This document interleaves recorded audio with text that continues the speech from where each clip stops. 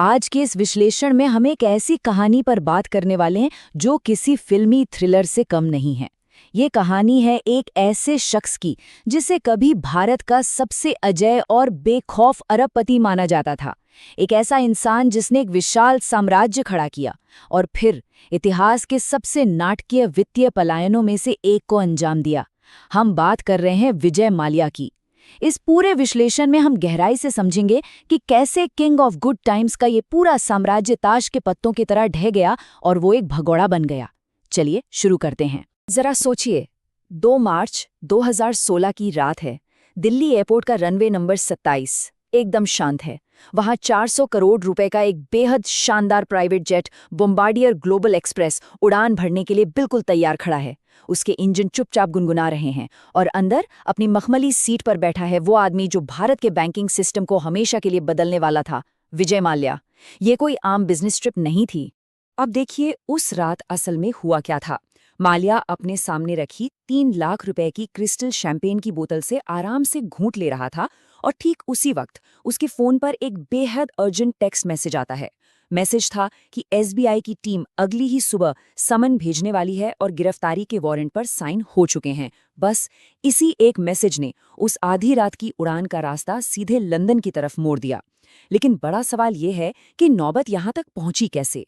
तो चलिए शुरुआत से देखते हैं। भाग 1, एक साम्राज्य की विरासत। ये कहानी 1955 के कैलकाटा में शुरू होती है, जहां माल्या का जन्म अथाह संपत्ति और शानदार रोल्स रॉयस कारों के बीच हुआ था। उनके पिता विट्ठल माल्या का बिजनेस को लेकर एक बड़ा ही सीधा और बुनियादी उसूल था। वो मानते थे कि ईमानदारी ही असली दौलत है। ये एक ऐसा सबक था जो उस घमंड और अति आत्मविश्वास के बिल्कुल उलट था जो आगे चलकर विजय माल्या के पूरे करियर की पहचान बनने वाला था। पिता ने जो ईमानदारी की नींव रखी थी वो धीरे धीरे गायब होने वाली थी।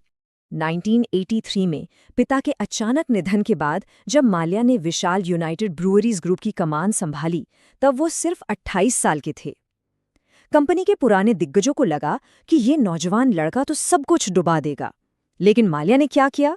उन्होंने जबरदस्त मार्केटिंग, रॉक संगीत और ग्लैमर का तड़का लगाकर किंगफिशर बियर लॉन्च कर दी और देखते ही देखते इसने पूरे देश में धूम मचा दी।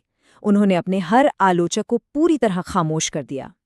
अब आते हैं अगले पड़ाव पर। भाग 2, एविएशन की बड़ी भूल। बियर की इस बेतहाशा कामयाबी ने माल्या को इतना अति आत्मविश्वासी बना दिया कि 2003 में उन्होंने अपनी खुद की एयरलाइन शुरू करने का जोखिम भरा फैसला ले लिया। किंगफिशर एयरलाइंस का ये सफर वाकई चौंकाने वाला था। 2003 में आइडिया आया और 2005 में पहली उड़ान। वादा था बजट किराए में 5 स्टार सर्विस देने का, और ये आइडिया इतना हिट हुआ कि सिर्फ पहले 6 महीनों में ही 2 लाख यात्रियों ने इसमें सफर किया।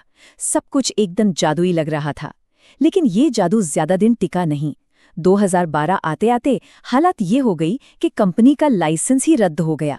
पर इस पतन से पहले की चकाचौंध को समझना बहुत जरूरी है। एक नज़र इस आंकड़े पर डालिए, 17,000 करोड़ रुपए। फोर्ब्स मैगजीन के मुताबिक ये उस वक्त माल्या की पीक नेटवर्थ थी। वो अब सिर्फ एक बिजनेसमैन नहीं रह गए थे, बल्कि खुद एक ब्रांड बन चुके थे। पब्लिक के बीच उनकी इमेज एकदम पक्की हो गई थी। वो सच में किंग ऑफ गुड टाइम्स बन चुके थे। और उनका लाइफस्टाइल वो तो बिल्कुल अलग ही लेवल पर था। ये संपत्तियों की लिस्ट देखिए। 311 फुट का एक विशाल यॉट इंडियन एम्प्रेस, जिस पर एक रात की पार्टी का खर्च ही 50 लाख रुपए आता था। 60 करोड़ में खरीदी गई आईपीएल टीम आरसीबी, अपनी खुद की फॉर्मूला 1 टीम और लंदन से लेकर न्यूयॉर्क तक फैली प्रॉपर्टीज, साथ में 250 लग्जरी कारों का बेड़ा। ये दिखाता है कि वो विलासिता के किस चरम पर जी रहे थे। लेकिन कहते हैं ना कि हर चमकती चीज सोना नहीं होती। भाग 3, कर्ज का पहाड़। पर्दे के पीछे लिए गए कुछ बेहद लापरवाह और घातक फैसलों ने इस पूरे साम्राज्य को अंदर ही अंदर खोखला करना शुरू कर दिया था। सच्चाई ये थी कि गलतियों का एक सिलसिला शुरू हो चुका था। 2006 तक कंपनी को हर एक फ्लाइट पर करीब 2,000 रुपए का नुकसान हो रहा था। सीएफओ की चेतावनियों को पूरी तरह नजरअंदाज कर दिया गया। सिर्फ मार्केट पर कब्जा जमाने के अहंकार में माल्या ने 1800 करोड़ रुपए खर्च करके पहले से घाटे में चल रही एयर डेक्कन को खरीद लिया। और फिर आ गई 2008 की भयंकर वैश्विक मंदी।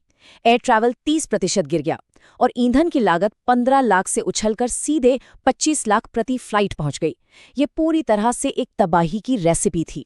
मजे की बात देखिए, कंपनी इतने भयानक संकट से गुजर रही थी, लेकिन माल्या का एटीट्यूड क्या था? एक टीवी इंटरव्यू में जब उनसे खर्चों के बारे में पूछा गया, तो उनका बेबाक जवाब था, पैसा खर्च करने के लिए होता है, अगर बचाना होता तो बैंक में डाल देता। ये बात साफ दिखाती है कि वो अपने ही डूबते हुए बिजनेस की जमीनी हकीकत से कितना कट चुके थे। लेकिन सच्चाई तो सामने आनी ही थी। 2010 में एक आरटीआई से ऐसा खुलासा हुआ जिसने सबको हिला कर रख दिया। 7,000 करोड़ रुपए का कर्ज। जैसे ये खबर बाहर आई, बाजार में भूचाल आ गया। सिर्फ एक हफ्ते के अंदर उनके शेयर्स 40% तक गिर गए। बैंकों के अधिकारियों में हड़कंप मच गया, क्योंकि अब उन्हें समझ आ रहा था कि उनके पैसे असल में डूब चुके हैं। अब हम कहानी के सबसे तकलीफदेह हिस्से पर आते हैं, भाग 4, करदाताओं पर बोझ। क्योंकि इस तबाही का असर सिर्फ कॉर्पोरेट बैलेंस शीट तक सीमित नहीं था, इसका सीधा असर आम इंसानों पर हुआ। जरा इन दो बिल्कुल अलग अलग दुनियाओं की कल्पना कीजिए। एक तरफ माल्या अपनी उसी पुरानी शानदार जिंदगी में मस्त थे, आलीशान यॉट पर क्रिसमस की पार्टियां चल रही थीं। और ठीक उसी वक्त दूसरी तरफ किंगफिशर के 7,000 से ज्यादा कर्मचारी, पायलट और क्रू मेंबर्स सड़कों पर प्रदर्शन कर रहे थे। 6 महीने से उन्हें सैलरी नहीं मिली थी। ये वो लोग थे जो अब अपने बच्चों की स्कूल की फीस तक नहीं भर पा रहे थे। इस पूरे संकट को अगर किसी एक इंसान की कहानी से समझना हो तो इंजीनियर अनिल कुमार को देखिए। 15 साल तक उन्होंने किंगफिशर के लिए काम किया। जब कंपनी डूबी तो उनकी 18 लाख रुपए की सैलरी बकाया थी।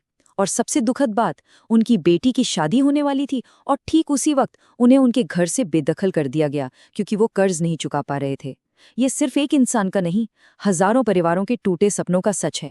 और अंततः ये है वो डरा देने वाला फाइनल आंकड़ा, 9,000 करोड़ रुपए। पूरे 17 अलग अलग बैंकों का पैसा जो विजय माल्या ने अंततः नहीं चुकाया। लेकिन ये सिर्फ एक नंबर नहीं है, इसके पीछे की कहानी कहीं ज्यादा गंभीर है। हमें ये समझना होगा कि ये 9,000 करोड़ रुपए सिर्फ बैंकों के नहीं थे, ये आम जनता का, टैक्स पेयर्स का पैसा था, जिससे स्कूल और अस्पताल बन सकते थे। इस एक डिफॉल्ट ने सिस्टम को इतना झकझोड़ा कि छोटे बैंकों को मर्ज होना पड़ा, आरबीआई को बड़े लोन देने के पूरे नियम बदलने पड़े। और सबसे अहम बात, इसी घटना के बाद जानबूझकर कर्ज न चुकाने यानी विलफुल डिफॉल्ट को पहली बार एक गंभीर अपराध माना गया। अब लौटते हैं उसी रात पर, भाग 5, पलायन और उसके बाद। कोर्ट का आधिकारिक नोटिस जारी होने से बस कुछ घंटे पहले इमिग्रेशन को चकमा देकर देश से बाहर निकलने वाली वो उड़ान।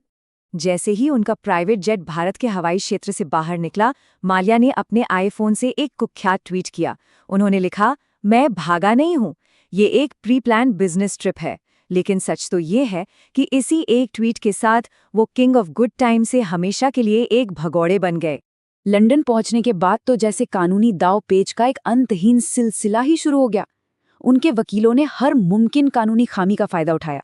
कभी राजनीतिक शरण मांगी गई तो कभी कोविड और खराब सेहत का बहाना बनाया गया।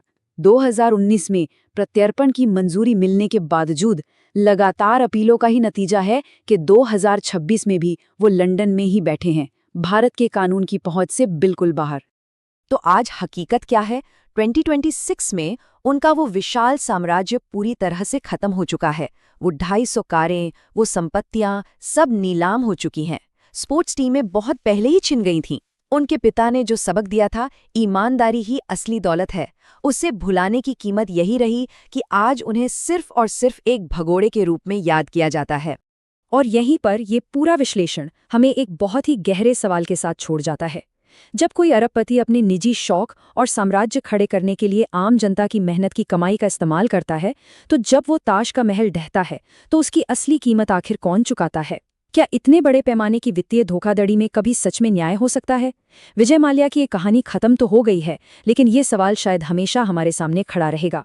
इस विश्लेषण में हमारे साथ जुड़ने के लिए आपका बहुत बहुत शुक्रिया।